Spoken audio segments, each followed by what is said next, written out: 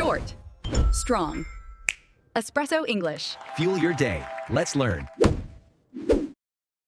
Have you ever walked into a new class or work lunch and felt that awkward moment when nobody's saying anything?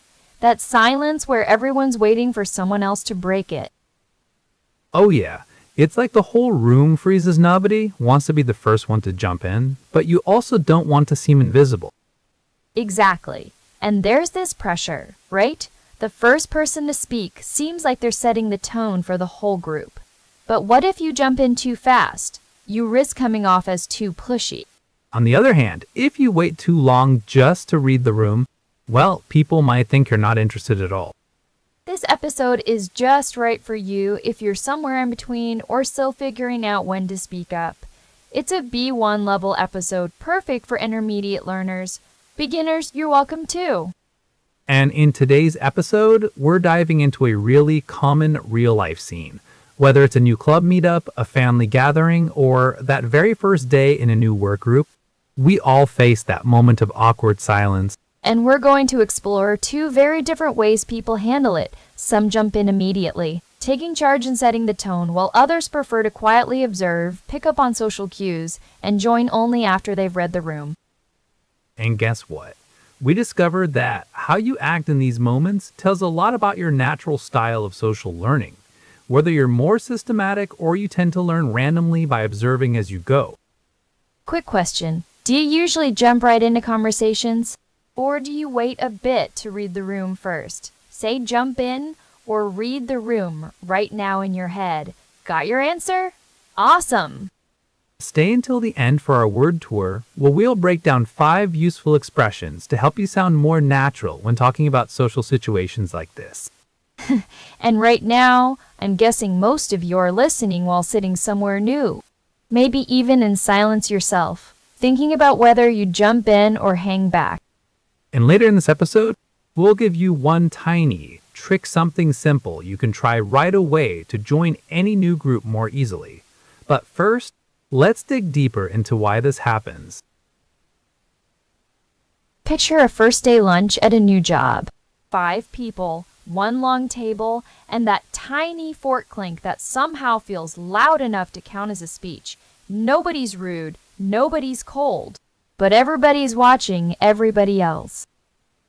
And in that moment, someone usually feels the pressure to jump in. One person laughs first, one person asks the safe question, and suddenly the whole group starts moving. That person might even set the tone without meaning to. A small comment about the food, the commute, or the office coffee machine can either open the room or make it even tighter. The office coffee machine is a social villain. One bad espresso, and suddenly everyone has a shared trauma. Exactly, and this is where social cue processing comes in. It sounds formal, but it's really just your brain noticing tiny signals: who leans back, who smiles first, who answers in full sentences, who keeps glancing at the door. So basically, you're not only hearing words, you're reading the whole pattern, the pauses, the eye contact, the rhythm, the vibe. That's why some people can read the room so fast. Right. And if you don't pick up on those small details, you can walk into a group like you're wearing a giant neon sign that says wrong timing. I've done that. I once jumped in during a quiet dinner and asked a giant opinion question. Total silence.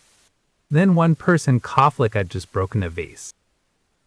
That image is painfully accurate, and this is where first impression effect matters too. The first tone, the first face, the first topic. People often use those as a shortcut for the entire interaction. So if the opening is rushed, awkward, or too intense, the whole room can feel heavier. But if it's low-key and easy, people relax. Yes, low-key is powerful here. It doesn't mean boring. It means not forcing the energy. A low-key opener can be as simple as, "How did you all know each other?" Or, "What's been the best part of your week so far?" And that kind of question helps people breathe. It gives them space to answer without feeling tested. Meanwhile, the person who waits a little isn't always shy. Sometimes they're reading the room because they want to avoid stepping on a hidden social line. They're checking who's leading, who's joking, and who seems quiet for a reason. That's the tricky part. A silence can mean comfort, tension, or just plain hunger. And yes, sometimes everybody's just hungry and too polite to admit it. True, and the people who do speak first aren't always confident in some heroic way. Sometimes they're nervous too, but they know someone has to start. They think, if I don't jump in, this could stay stuck for 10 more minutes. That's why social learning isn't only about being extroverted or introverted. It's about how you collect information. Some people prefer a systematic route. Scan first, speak second. Others learn by moving immediately and adjusting on the fly. And both can work. The problem starts when you think your style is the only correct one. Then the quiet reader feels guilty for not speaking fast enough, and the quick starter feels guilty for being too visible. Exactly. And that guilt can be heavier than the conversation itself. You start wondering, did I talk too much? Did I say too little? Did I miss the vibe? And suddenly the lunch is no longer about lunch. We've all been there. One tiny moment becomes a whole internal debate. That's why noticing the room matters so much. Because the room is giving you information, even when nobody says it out loud. So here's a simple experiment for listeners. Imagine you walk into a new group.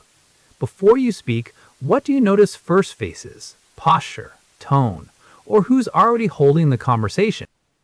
And if you want a very practical habit, try a 10-second scan. Don't panic, don't perform, just look. Who looks relaxed, who's waiting, who keeps answering for others, who seems like the connector. Then you can choose one low-risk move. Maybe you ask a specific question. Maybe you react to something already said. Maybe you simply smile and give the conversation a soft landing. Exactly. Not every entrance needs fireworks. Sometimes the best move is tiny, quiet, and very human. And by the way, there's a phrase for the skill, and one for that first move too. We're going to break those down later in our word tour. So here's the big question. Is it actually better to jump in early and shape the room, or is it smarter to wait, read the room, and protect yourself from a bad first move? I think jumping in early wins more often than people admit.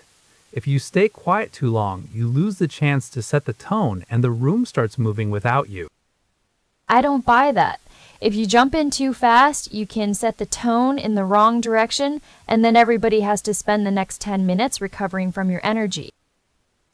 That sounds dramatic, but I don't think it's wrong to take a little risk. Someone has to start the conversation, and low-key waiting can turn into hiding. That's missing the whole picture. Low-key doesn't mean invisible, and reading the room isn't hiding. It means you're using social cue processing instead of panic. But what if the room never opens up? What if everyone is waiting for the perfect person, and the silence just gets longer? Then a careful opener helps. But careful doesn't mean loud. You can pick up on the mood, notice who's relaxed, and say one small thing that fits the moment. I still think people reward confidence more than caution. The person who jumps in often looks like a leader, even if they're a little clumsy. Sometimes, yes. But sometimes they look like they're trying to control the room before they understand it. That's why first impression effect matters so much. One rushed moment can color everything else. Okay, but the same first impression effect can punish the quiet person too. If you wait too long, people might assume you're uninterested, even if you're actually paying close attention. True, and that's where the nuance lives. The answer isn't always speak first or always wait. It's knowing when to jump in and when to hold back for 10 seconds. So you're saying the skill is not silence itself, but timing? Exactly. Timing plus awareness. A good reader of the room isn't passive. They're making a quick silent map of the people, the energy, and the hidden rules. Hidden rules. That sounds like a secret club with terrible lighting. Honestly, yes. And some people are naturally better at that secret club feeling because they pick up on tiny shifts faster. They notice who answers with a full sentence, who gives one-word replies, who smiles without speaking. But a quick starter can notice those things too.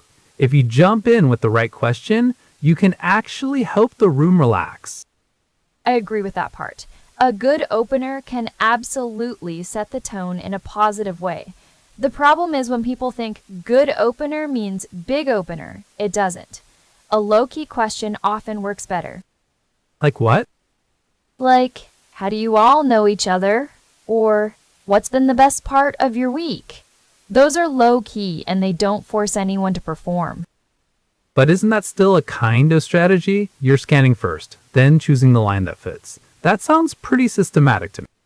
It is, and that's the point. Some people think social skill is random, like you just say whatever pops into your head. But a lot of good social behavior is systematic learning. You collect clues, then act. Still, I worry that too much scanning makes people overthink. They wait for every signal, and then the moment is gone. Sure, overthinking is real, but so is social regret after barging in too hard. I've seen both. The person who jumps in too early can dominate the room without meaning to, and the person who waits too long can vanish into the background. So both sides have a cost. That's annoying and very human. Exactly. And if we're honest, most people aren't one personality forever. You might read the room in a family dinner, then jump in at a club meeting, then stay low-key at a work lunch. So the real skill is switching modes? Yes, you're not trying to become a different person. You're learning how to choose your entrance. Sometimes you lead. Sometimes you listen. Sometimes you simply pick up on one detail and let that guide you. But what if I still feel awkward no matter what I choose? Then start smaller. Don't try to impress the room. Try to understand it. That one shift can make the whole moment feel less like a test and more like a conversation. Okay, that actually makes sense. The goal isn't to win the room in one sentence. It's to enter it well. Exactly. And once you get that, the pressure drops. You're no longer asking, am I the loud one or the quiet one? You're asking, what does this room need right now? That is a much better question. And honestly, it sounds a lot less exhausting too. It really is.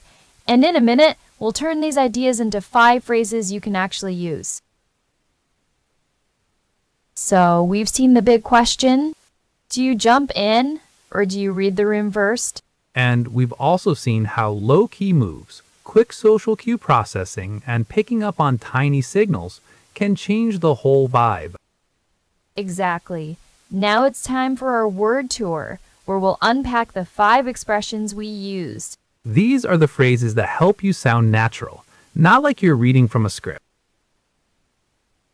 Let's start by talking about read the room. It means to understand the mood or energy of a group. Not just what they say, but how they feel. Right. Like when you walk into a party and instantly know if people are relaxed or stressed, you're picking up on clues, body language, tone, even silence. So instead of jumping in blindly, you pause to read the room. It's a smart way to avoid awkward moments or saying something out of place. Yeah, I remember once I didn't read the room. At a team meeting, I made a joke thinking everyone was relaxed. But turns out they were serious. Total silence followed. Ouch! That's a perfect example. Next word jump in. It means to start speaking or helping without waiting. You see this a lot with people who lead conversations or take charge. They don't hesitate. They jump in to get things moving. But jumping in isn't always bad. Sometimes it's exactly what a quiet, slow group needs to break the ice. True, but you still want to be careful so you don't interrupt or talk over someone. It's about timing. Exactly. Now, what about set the tone? This phrase means you influence how a situation feels overall. Like the first person speaking can set the tone for the whole meeting, whether it's serious, friendly, or tense. I like to think of it like a G tuning the volume before the dance starts. You set the mood and others follow. Nice image. but it's a big responsibility too. If the tone is off from the start, it can be hard to get people back on track. Right, that's why some people wait watching carefully before jumping in trying to keep it low-key. Speaking of which, low-key is our next expression. It means quiet, modest, or not too obvious.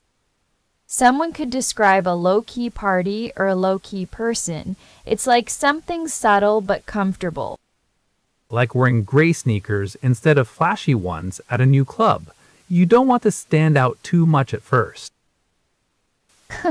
Exactly. It's a great vibe when you want to blend in without fading away completely. And finally, pick up on. It means to notice a small detail or feeling quickly. Yes, like when you pick up on nervous energy in a meeting or when a friend's tone changes just a little. It's like catching a tiny flicker on a TV screen that tells you something's not quite right. And these little things help you decide when to jump in or stay back and observe a bit more. So all these phrases connect. You read the room by picking up on details. Then you decide whether to jump in quickly or keep it low-key and set the tone gently. It's really about being flexible and aware, not forcing yourself to be loud or silent, but finding that balance. Yeah, and these expressions aren't just for new groups. You can use them whenever you want to understand people better or handle social moments more smoothly. So next time you find yourself in a silent room, remember these phrases. Think about how you might read the room before you jump in. Or set the tone with a low-key question, then pick up on how everyone responds. And remember, social moments aren't tests. They're just little chances to connect, slowly or quickly, however feels right for you. That's a great note to end on. These words help us not just speak better English, but also navigate real-life moments with more confidence. Absolutely, and with practice, these phrases will become part of your natural conversation toolkit. All right, that wraps up our word tour. We hope these phrases help you feel ready to join any new group smoothly. Until next time, keep reading the room and choosing your moment to jump in. So today, we looked at that awkward little moment when you walk into a new group and feel the room before anyone speaks. Some people jump in fast. Some people read the room first, and both can work.